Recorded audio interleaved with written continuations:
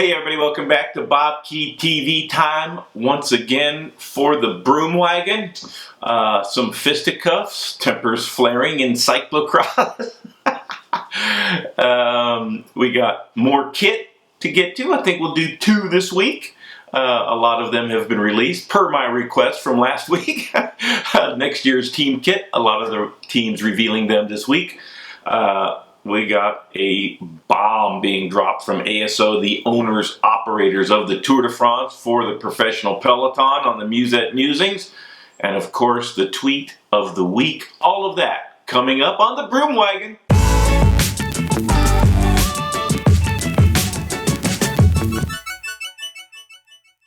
All right, everybody, first up, from the world of cyclocross, Flandrian Cross in Belgium. Riders wrestling each other. Jens Adams and Vincent Bastens getting into it. Looks like it's a little tricky. This starts a couple of corners before the actual altercation, but the race was won by Mathieu van der Poel eventually.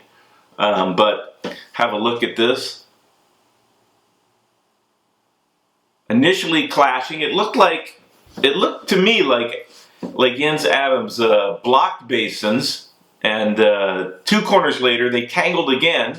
Adams tried to remount. Bastens, bam, pushing him down, getting perhaps the better of the fisticuffs. Bastens pushing Adams to the ground. A few more words, and another push, and then back on track, back in the race. Van der Poel over Van Aert, and Laurens Sweeck was third. 1 Dutchman, followed by 2 Belgians. Cyclocross season fully underway. I've done some cross in the past.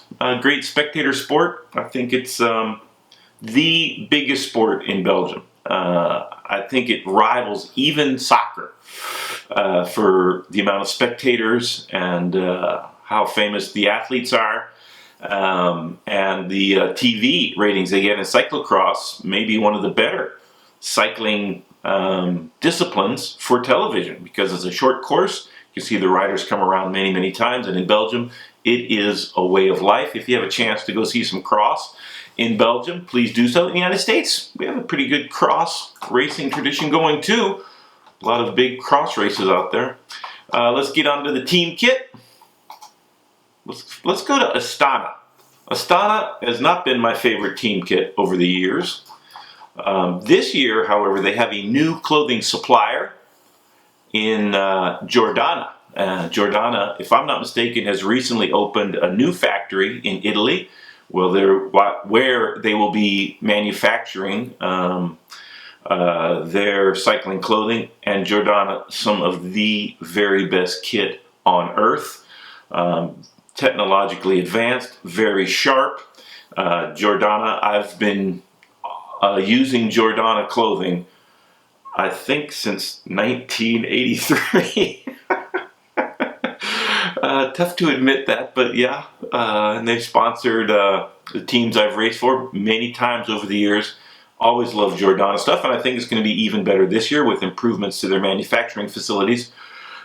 The Astana kit for 2017 is vastly improved. A little bit darker blue on top, fading to black shorts with a little yellow, hint of yellow there at the left leg and right armband.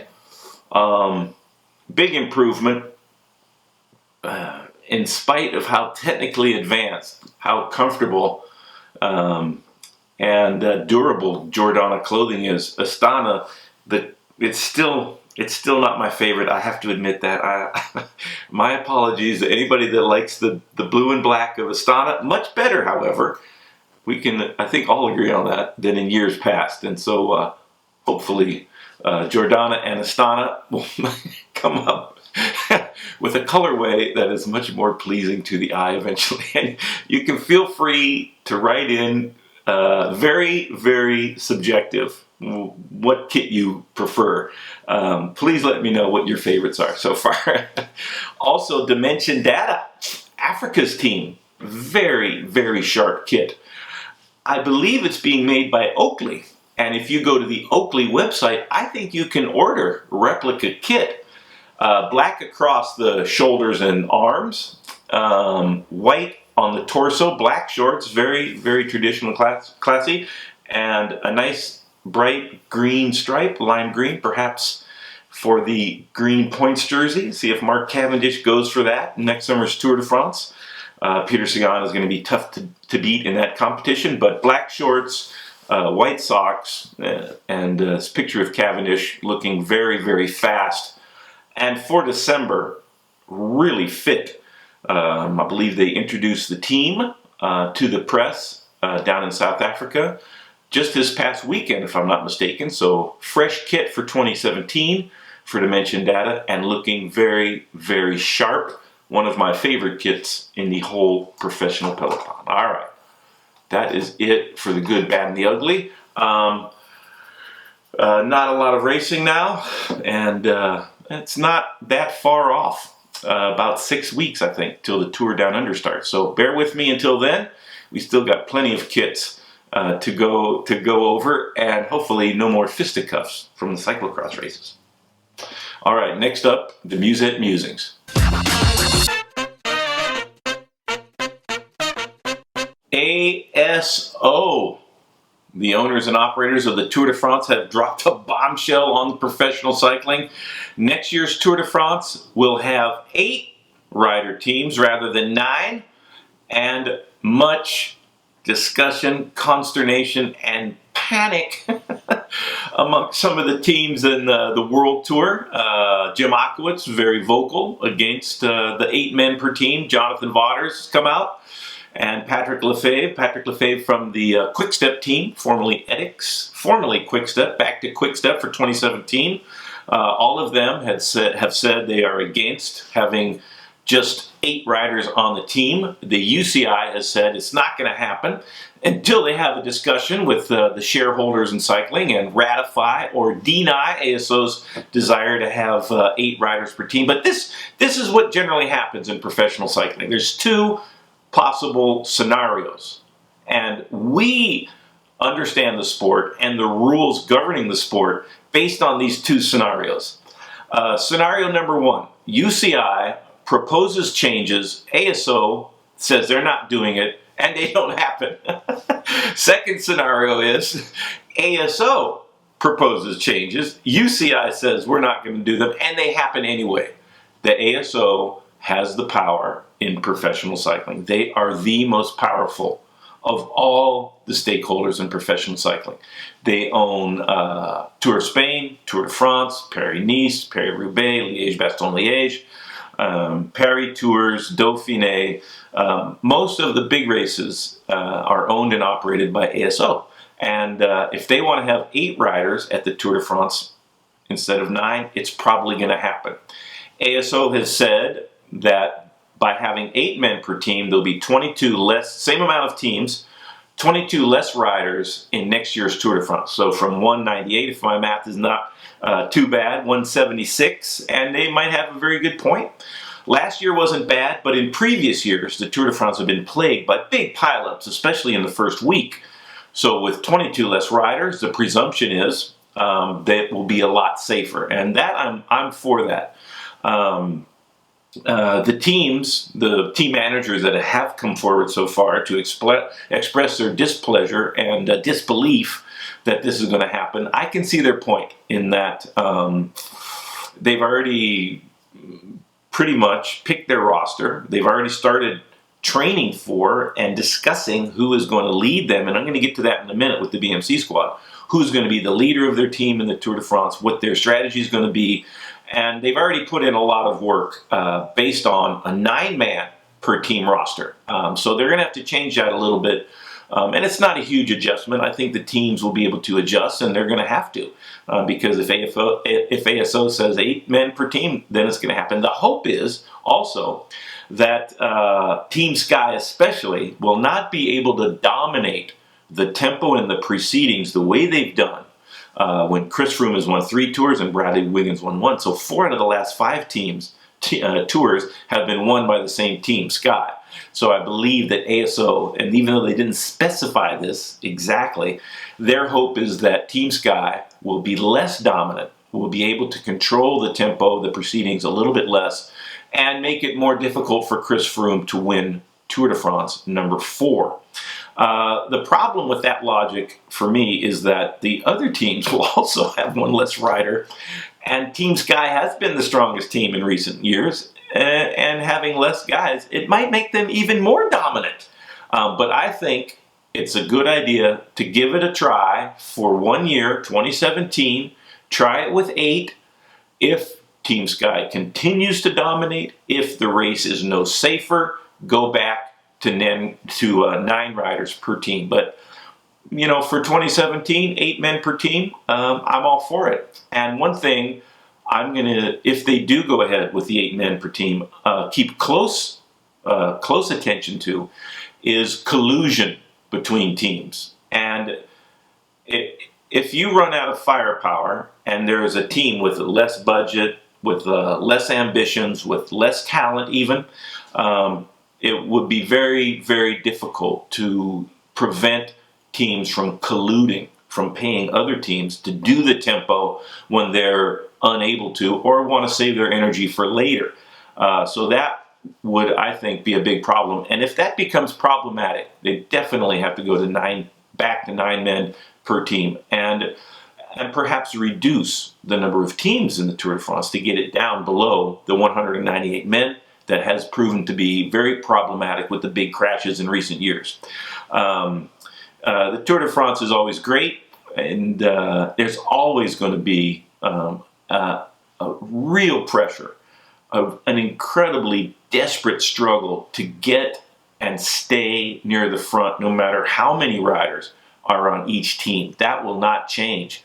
That's a safe place to be. The stronger teams are there, and then it's just an absolute melee behind. And having less riders, that might help taking a little tiny bit of pressure off the very front of the peloton. But it's always going to be tough up there, and it's always going to provide us with the most spectacular race known to man, known to mankind. All right, as I said before, even though BMC announced this before the ASO reduced the number of riders from 9 down to 8, BMC announcing this week that Richie Porte will be the sole leader of the BMC squad, and TJ Van Garderen will focus on the Giro, the Tour of Italy. So Richie Porte is their lone leader for the Tour, and TJ Van Garderen is going to do the Giro for the first time in his career and lead the BMC squad in that. Richie had a great Tour de France. He had some bad luck early and maybe was not supported by his team as much as he would have been had they not had co-leaders, TJ and Richie, leading the team, especially in the first week of the race.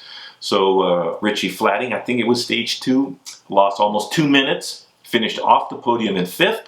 But without that, or if he had been paced back into the front and not lost any time, Richie would have most certainly been on the podium. He was Chris Froome's most consistent challenger throughout last summer's Tour de France. And TJ struggled on the second rest day again in the Tour and dropped out of contention. I think he eventually finished 29th. So BMC is deciding that Richie Porte will lead the Tour and TJ will lead the Giro. If TJ accepts the opportunity that the Giro presents, he could have a great Giro. There's 3 rest days. There's 2 long time trials that suit his talents much better than this year's race course for the Tour de France.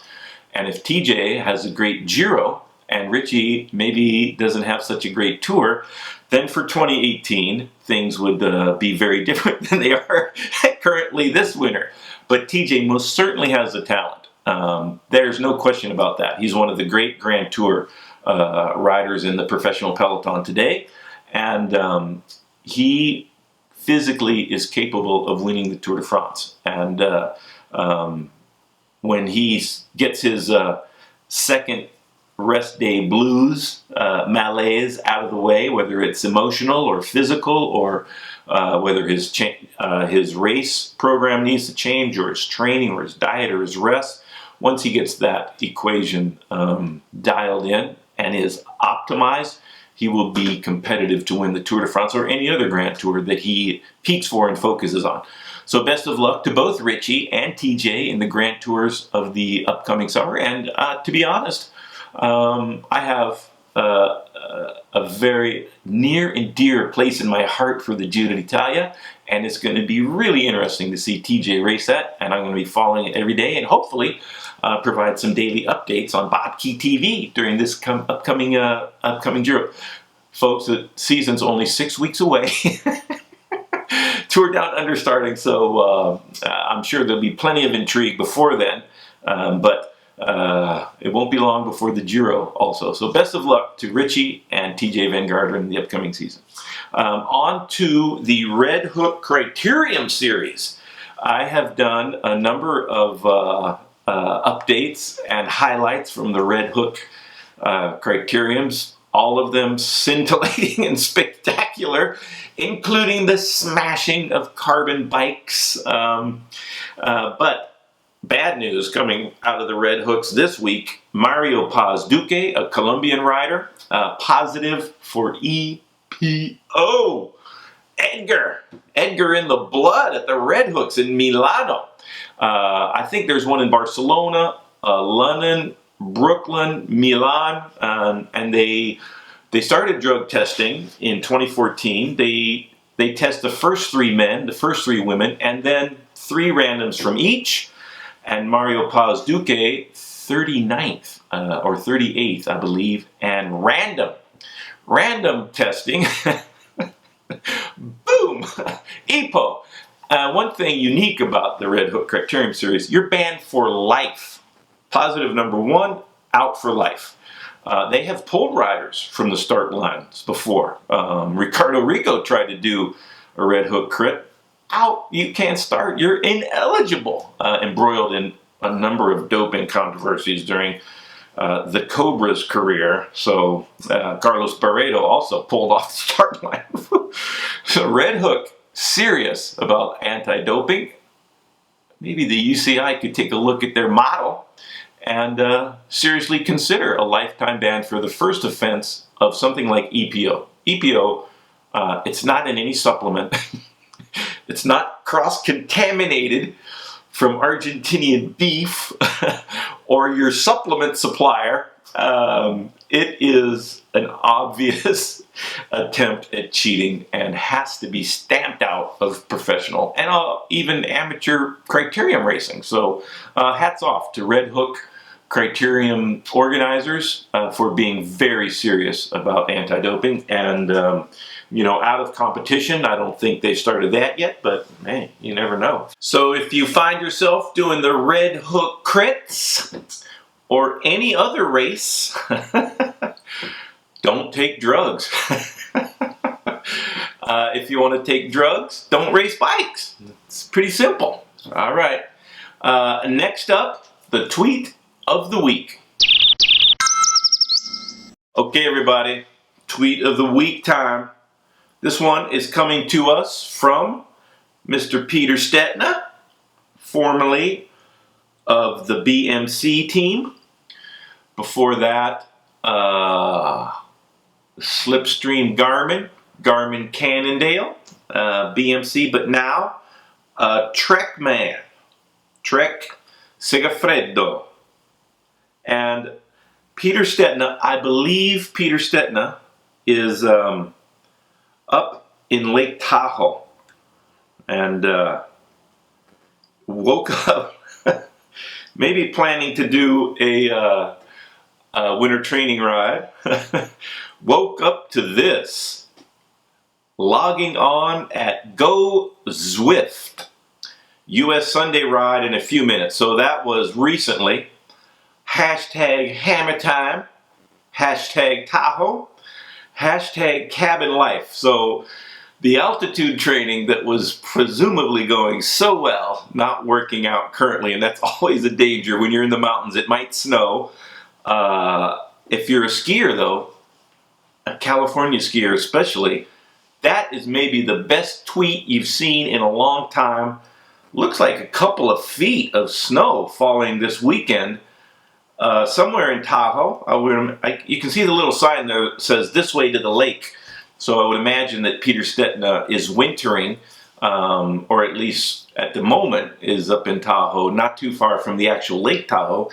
And some of the best ski resorts in the country around Lake Tahoe. I think Squaw Valley is nearby there somewhere. Heavenly, Donner Pass, different lake, but not too far away. North Star, did I say North Star? North Star, I think. Write to me if you know of any more ski areas around Tahoe where Peter Stetina could maybe get in some cross-country skiing miles. Soda Springs? Is that possible? Maybe that's somewhere else. Anyway, that's it for this week's Broom Wagon. Thanks a lot, everybody, for watching. Subscriptions, hopefully they'll keep piling up, and I can keep doing these. Thumbs up, always enjoy those. Follow me on Facebook and Twitter. And you can subscribe very easily. There's a little icon, BobkeTV. Just click on that, and it'll send you straight into the subscriptions. And if you would like to buy a t-shirt, we have plenty of designs. I'm going to do a jersey soon, so look for that. Hopefully the bike build, and I apologize, I'm trying to procure the frame still, but hopefully the jerseys will be ready in due time and not be as protracted as the bike build. But look for both of those in the near future. Thanks a lot, everybody. Be careful out there, wear your helmet, and if you're doing the red hooks, be ready to pass the doping test. Till next time.